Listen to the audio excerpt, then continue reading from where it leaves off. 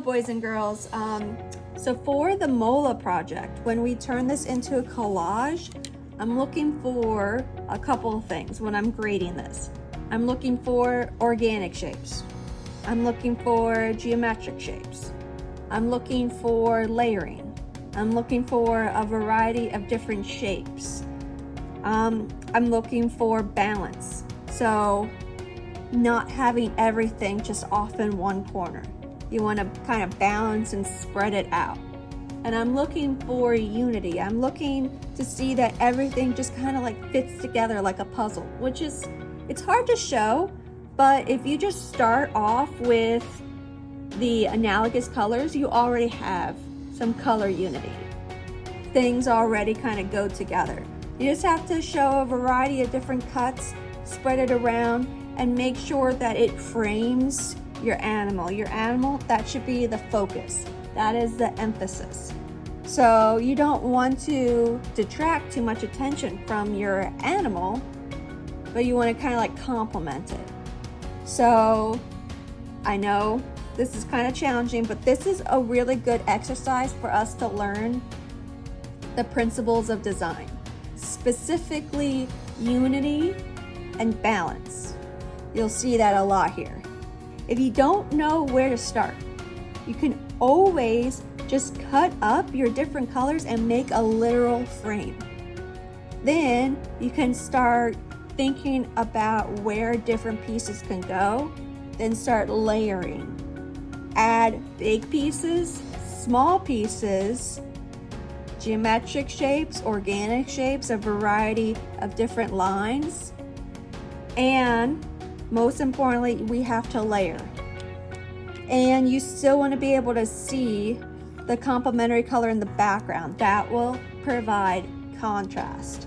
So I know this is a difficult project, but I believe in you guys, and this is a really great way for us to learn the principles of design. You will get a tray of different colors, different papers of different colors. Probably won't be as full as mine. If you can't find what you need, you can always go to where my telephone is and pick up different paper scraps. So you're going to be lucky because these trays will already be used and you're already going to have some really interesting cuts that you can use. This right now is fresh. These are just like freshly cut, kind of boring. They're either squares or they're rectangles. Nothing too interesting. I was able to pick up some of these scraps where I keep my phone. And then I'm also going to cut up some scraps here. So remember, you have to use your analogous colors, what you use for your animal. So you can just start off by adding things in the corners, making a literal frame. So instead of having like harsh lines near my animal, I make different versions of triangles. You can also literally frame your animal. So maybe I can add a shape right here. So that already has something framing my animal. But this line right here looks kind of awkward. So I'm just going to cut it. So at this stage, you're just laying things down. So think about, where can you add triangles? Where can you add some of these smaller shapes? Another thing you can do is you can literally mirror a shape that you did. And it does not have to be perfect, but it just has to be like a smaller version of what I have. So I actually like this. Maybe I will cut this down here. So I am starting off layering using a variety of different cuts, balancing my different areas. I don't want to have too much here. I want it to be spread out. Okay, so now thinking about maybe adding something here to mirror that. Maybe I'll take a different green So when I say mirror, I mean do something similar over here and then have it go on the other side to provide some balance. Now I'm going to cut this here because I don't like these sharp lines. I like to turn it into like triangles. That way it kind of moves your eye. Now, if I just add this one piece over here, that doesn't look balanced. I also have to add something over here. And now it's a little bit more balanced, but now you can see there's something missing here, there's something missing here. So I'm gonna add more of this. You can just do what's called drawing with scissors. So you don't really have anything planned out, you're essentially just drawing with your scissors and seeing what you can come up with. So just figure out what you like, figure out what looks good. I'm gonna add something right here. Maybe I'll make like a version of a rhombus. If I'm making a rhombus, I'm just starting with the corner, so I'm not wasting too much. We're gonna be using a lot of recycled paper. So you'd be surprised. What you think might be trash is not trash. It could be used by someone else. I like to draw with my scissors. I don't like to be too particular, too perfect. But everyone has their different ways of doing this. Maybe I'll add this.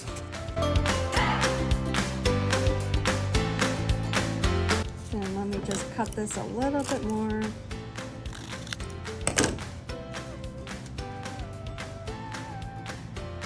And I still like the background to be showing.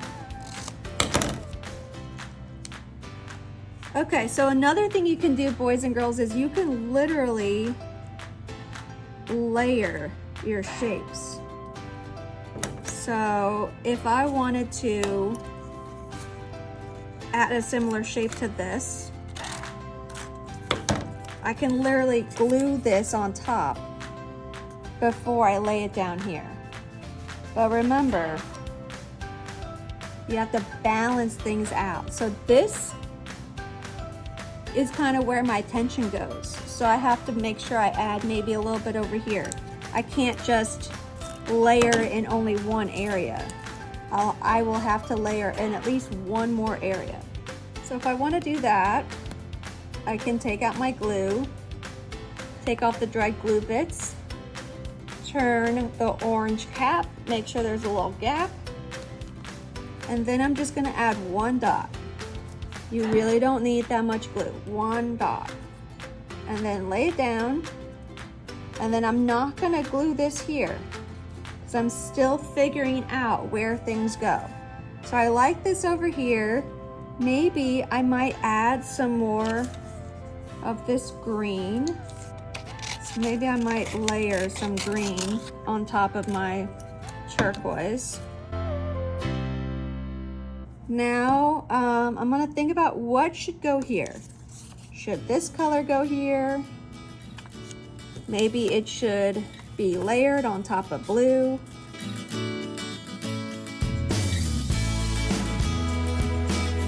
I'm going to add that there. Think about adding this shape in. And maybe add this on top. I think I like that. Maybe I'll add one more thing right up here. And to mirror that, maybe one more thing down here. Okay, so now I think I'm pretty happy with it. Trying to think if there's anything else I should add.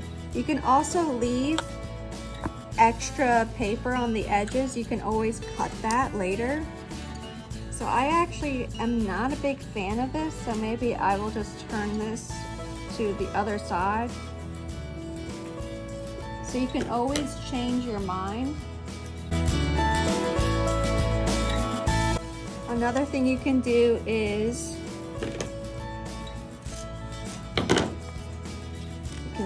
layer, even after the fact.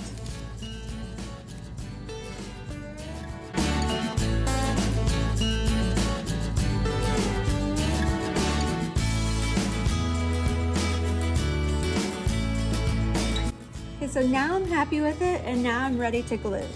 And with this, you just gently pick up one piece at a time. So I'm just going to pick up one piece at a time. I'm trying not to move everything.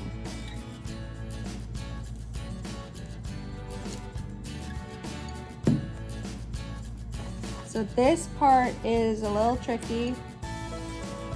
If you're feeling brave, you can just lift it up and then turn it around like this and then lay it down. For me, like, I spend a lot of time kind of laying out all my pieces. I don't want to move too much.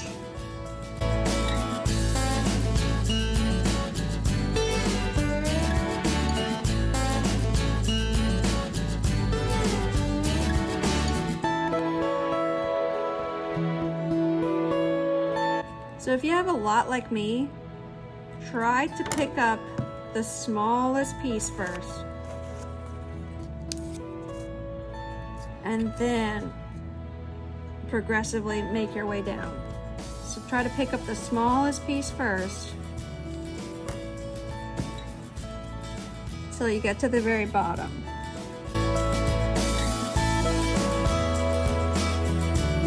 Okay, now I have all this glued, and I can just lift up this last piece very gently and add a little bit of glue. Might not be perfect or exactly the way I laid it down. I'm just doing my best.